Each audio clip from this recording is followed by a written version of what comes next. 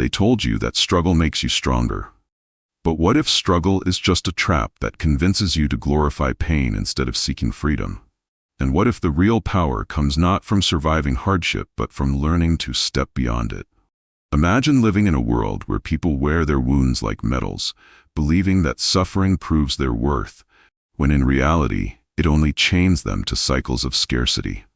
Think of how many times you've been told that nothing good comes easy, and yet easy is the very state that abundance flows through when the mind stops fighting itself.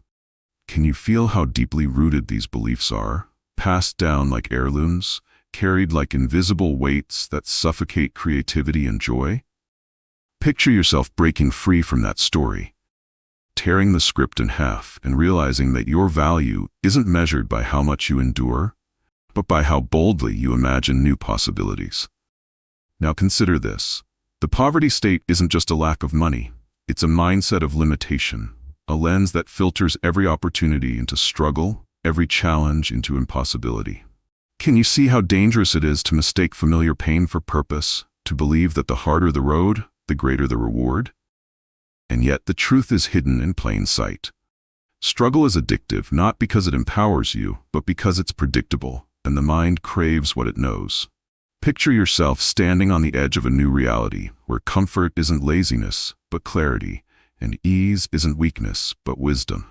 Can you imagine how different your life could look if you stopped rehearsing the old story and started living a new one where success feels natural? Now think about this. The same mind that clings to pain is the same mind that can embrace abundance, and all it takes is the decision to shift.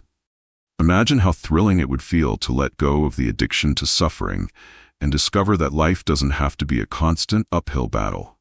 Can you sense the relief in realizing that joy, ease, and flow are not luxuries, but your birthright?